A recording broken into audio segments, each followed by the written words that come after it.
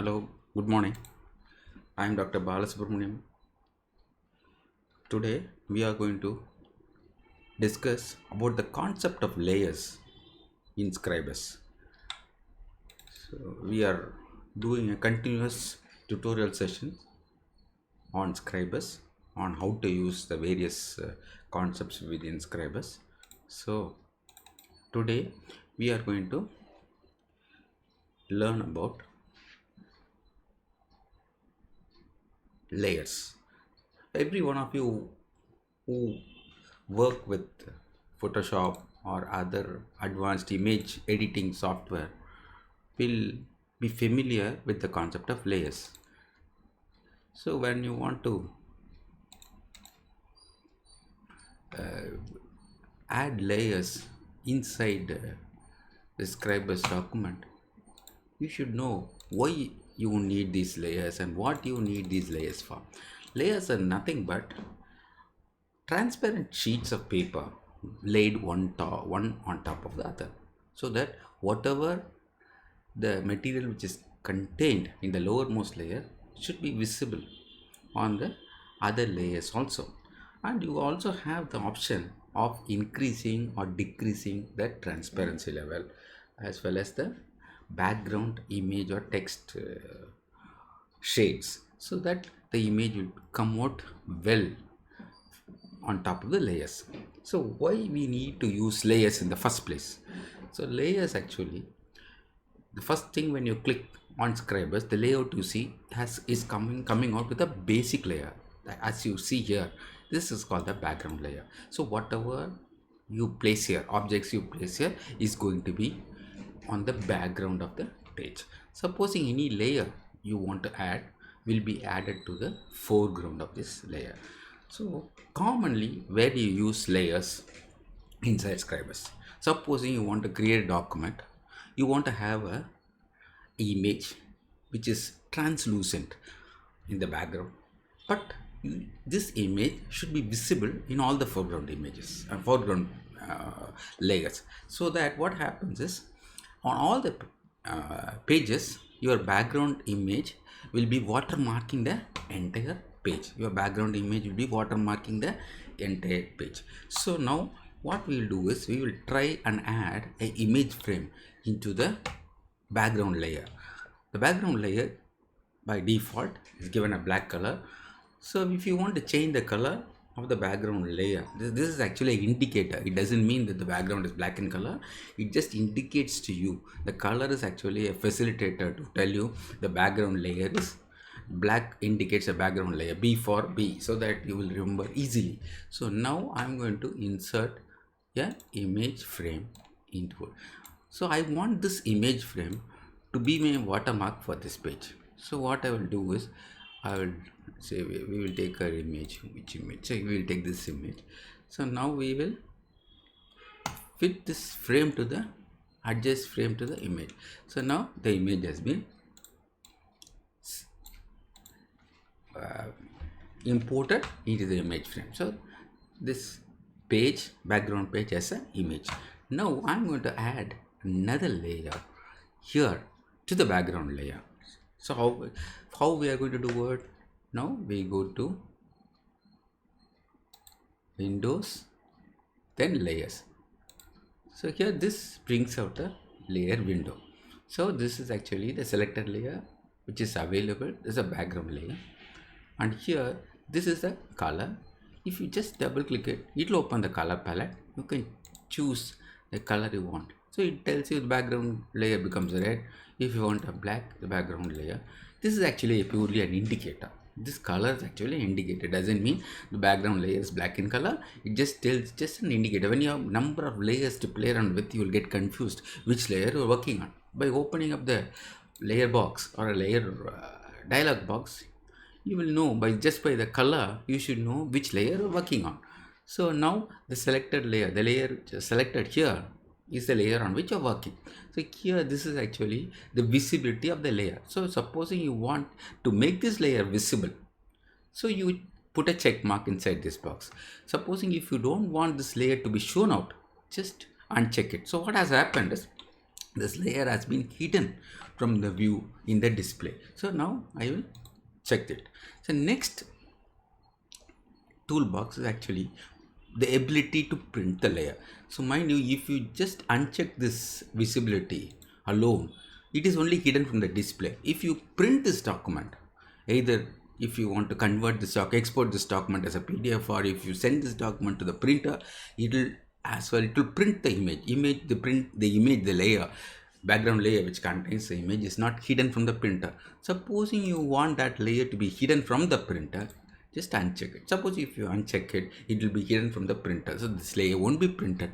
So we'll just, why you want this functionality is, in the first place, when you generate a document, when you prepare a document, there will be some comments you will like to add within that page, some hints for you to work on, and these hints and comments should not be viewed or visible in the display, or it should not be printed when you send out the document for printing. It should only be seen within the confines of your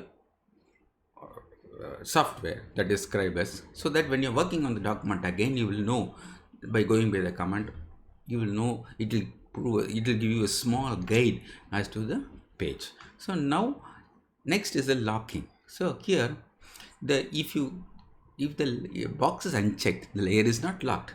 So the unlocked layer can be moved, can be shifted, can be deleted, whereas if you lock this layer, you can't move it. You can't move this image. You can select and move. Supposing if you unlock it, you'll be able to move. So supposing you have kept a number of objects on this layer, so that you're happy with the location or position of these objects. The objects can be an image, can be a table, can be a text frame. If you're happy with the alignment, just lock it, so that inadvertently these objects cannot be moved. So if you after completing the job, you can always lock those layers. And here the next is actually, when you have a text in the first layer or the background layer, and you have an image on the second layer on top of it, you want the text to move around the image. So what you do is, you just click this one, it will make the text in the lower layers to move around flow around the objects. So none of these text will be found under the image. So here what we have done is, we have kept the image in the background layer, and the text is going to be in the layer 1. So this aspect, this flowing of the text cannot be implemented now. If you really want to implement this, what you should do is, you should create the base layer as a text layer, and then this first layer should be the layer which contains the image. Then what happens is, if you enable this, the text in the lower layer will flow around the objects, and the image which is found on the one layer above or two layers above, this object will not be hiding the text. So this is actually one of the useful features of this layer. So the next thing we would like to do is add another layer. So now we are going to add another layer.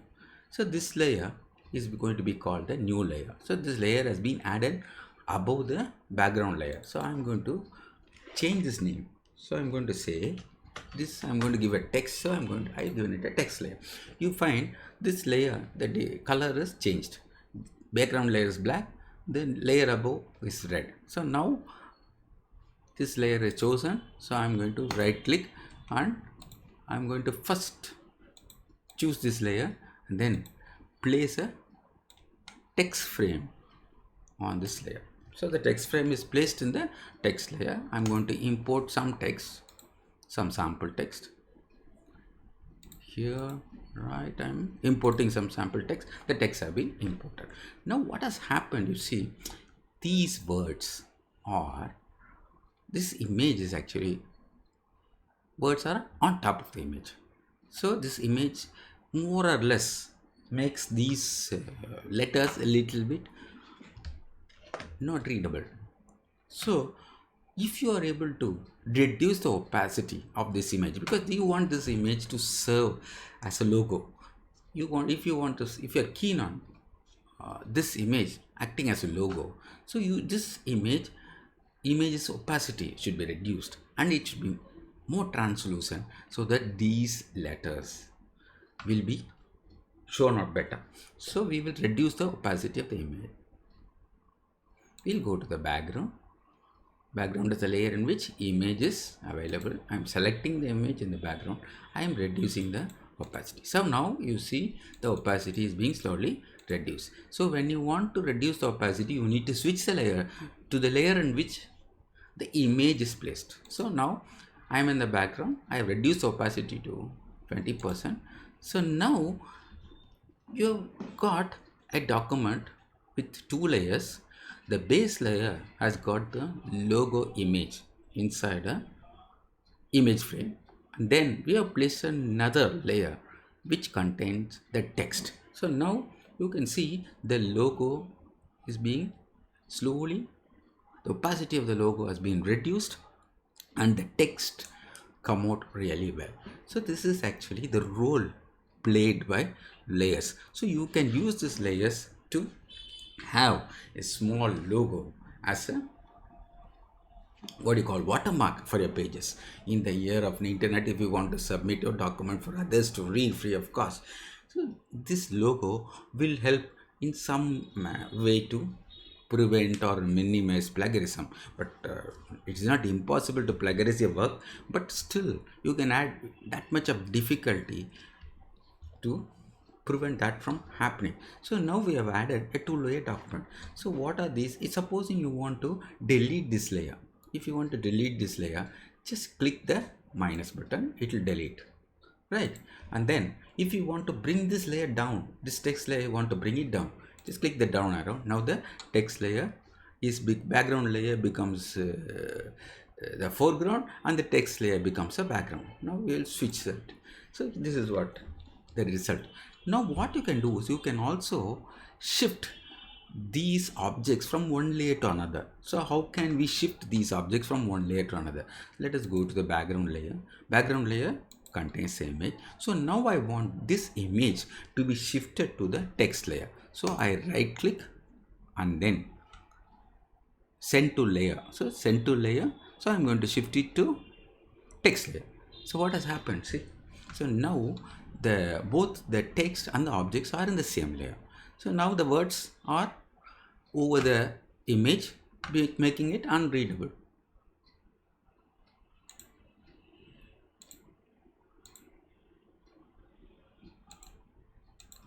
So this is what has happened. Now the image and the text have been placed in the same layer. So now let us go back and undo it. So now we have gone back to the original situation. Though here there is something called blend mode. You can blend these images, darken it. You can select this background, and then you can darken, you can multiply, you can soft light. All these things can be added to make your image look better. And again, if you are playing, if this, you can even work without this layer box open. Here, just by clicking the down arrow here, you can choose the layer on which you are working. So now I have checked the box here, combo box here. So by clicking background, I am on the background layer. So I will be able to select the image alone. I won't be able to do anything with the text. If I select, only the objects in the layer selected will be selected and you can edit. The objects on the other layers cannot be selected and cannot be edited. So now I am in the background layer, and as we have planned, the images are in the background. This image is actually in the background layer. So I am able to select. Supposing I go to the text layer. So now I won't be able to select